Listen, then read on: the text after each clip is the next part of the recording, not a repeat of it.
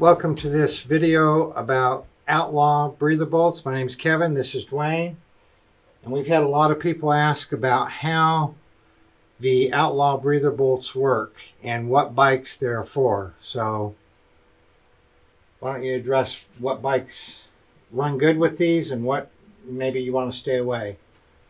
Well, we classify bikes in a crude manner. Your bike's either a spitter or it's not. And if it's a spitter, these bolts can be messy because there's really nowhere for that oil carryover to go other than along the side of your bike. Not all bikes are going to spit oil out. What should come out of there is just crankcase vapor, sort of a gassy mist, which when they expel a mist, it expels into the atmosphere. You don't even know it's happening. I mean, if you're really hammering on the bike, you can look down, you might be able to see a little black smoke coming out. But as long as you don't have an oil carryover, these are a really clean method to venting your crankcase externally. You don't have hoses along the side of your bike. You don't have big chrome fittings. And just overall, it's a really clean look. And a lot of people do prefer them. And a lot of people can't use them. And you don't really know that until after the fact. And there are a few indicators you can look for to know if these are an option for you or not. You pull your air cleaner cover off, pull your filter element off. If you see, a noticeable amount of oil, gathered around your intake, that oil is going to come out of these. I mean, it just is. It has to go somewhere. Right now it's being fed into your intake. And of course, yes, it is better out than in, but you don't want oil along the side of your bike or on your pants leg because a little looks like a lot. Yeah. What I found is like about 90% of the Sportsters that have not had engine work, you put cams in or high compression pistons, you're upping the crankcase pressure. So bikes that are just stage one, Sportsters, about 90% of them don't spit too much to overwhelm this. Right. The M8s we've worked with that don't have cams or high compression, like your M8, my M8, they spit a little, but this will handle a little bit of spitting, but not a lot. So most M8s do well with these. So twin cams, less than 50% of them do well with these. Yeah.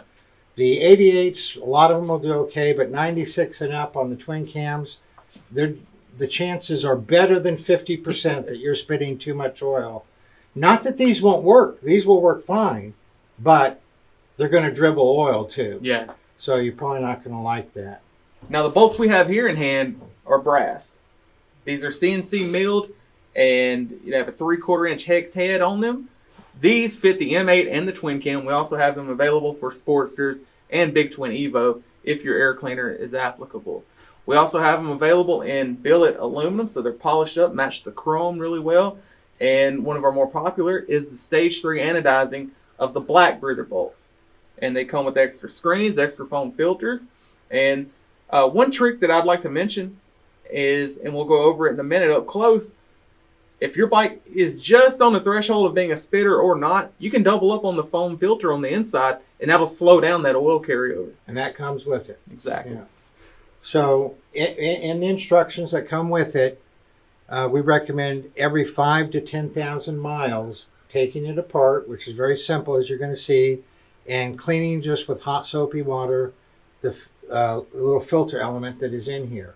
And again, if it's a spitter at the same time, you can take it apart and put the extra piece of foam in there. If you're in really dusty conditions, you might want to clean it more often. Truth be told, I went all the way to the Arctic Circle and back with these installed on my twin cam. And I think it was 11,500 miles.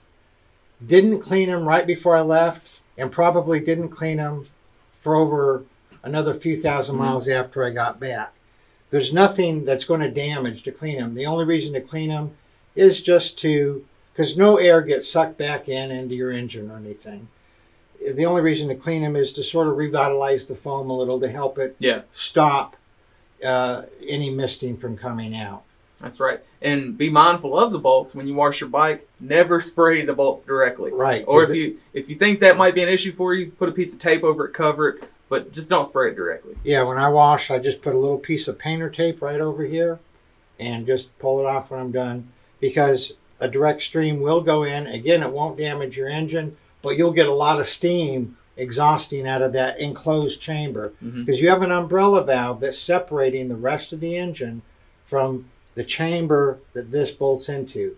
So you could literally fill that up with water. You're not going to damage your engine. It's not going to go anywhere except that chamber, but you're probably not going to like the 300 or 400 miles of steam Yeah. coming out. So just tape it up before you wash it. So when you go to install these, you can use thread locker, and thread locker will keep it in there. I highly recommend using Teflon tape, regular old plumbing Teflon tape. Just wrap it around so that it's 2 or 3, even 4 layers thick on the thread, and put it in there. The Teflon tape does 2 things. It acts like a thread locker, so it keeps them from backing out, but it also keeps any oil from traveling down the threads. That's right. Because seeping. as most of you know, Harley's machining tolerances are very loose.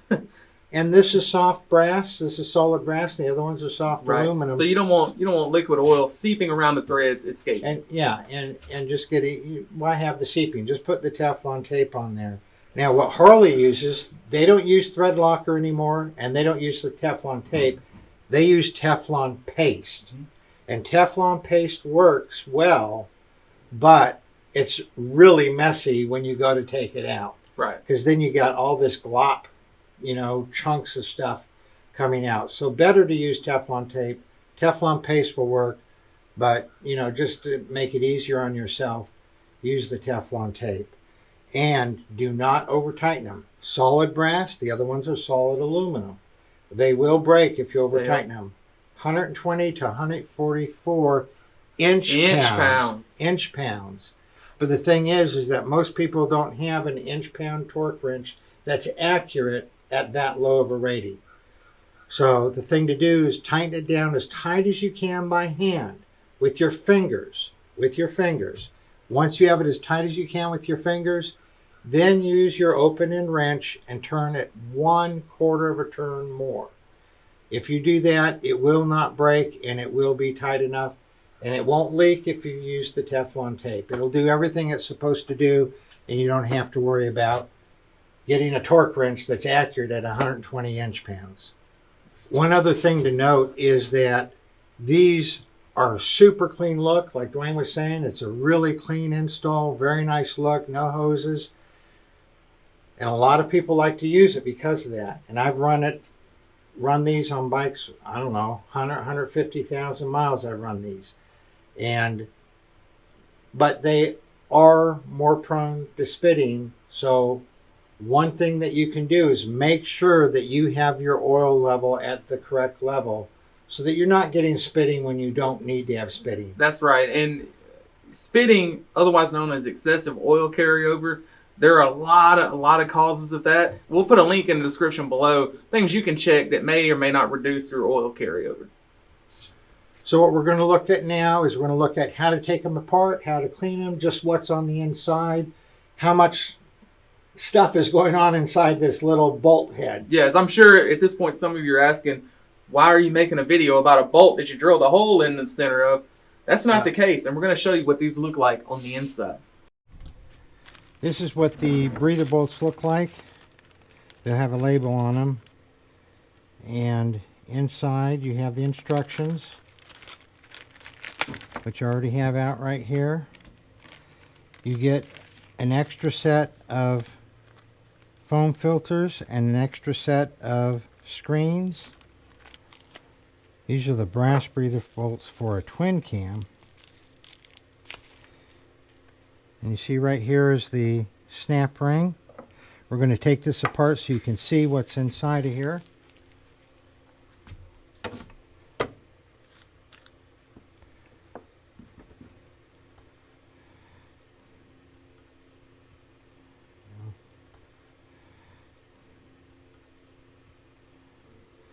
You take the snap ring out, okay, and then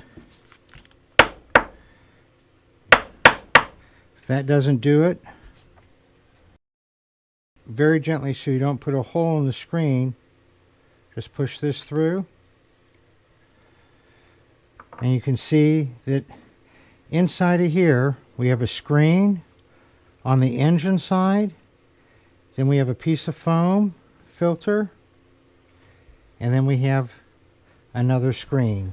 So inside of here you can see that this is designed with a little reservoir in there to disperse the pressure, so that the pressure comes out of the engine, out of the crankcase, up the push rod tubes, through the rocker box, and then into the heads, and then out the bolt holes. Pressure comes through, and you can see the size of the hole, and then there's a chamfered bit where the pressure gets relieved a little bit, goes through the screen that sits in here, goes through the foam, and then through the screen, and then you have the C-clip. So all of that is in there. If you have a bike, very gently, you don't want to poke a hole in the screen. If you have a bike that is a real spitter, that's putting oil, we want the air to come out. We don't want the oil to come out. We want this to stop the oil. But if you have a spitter that's spitting a lot of oil, go ahead and take the extra foam that you got, right? See how big it is before it gets compressed? Put this in here, right? Put the extra foam in here. Then put the original foam in here. Then put the screen in here. Yep. And then put the snap ring back in here.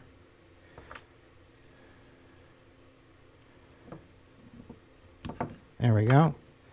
And now this has a double layer of foam in there.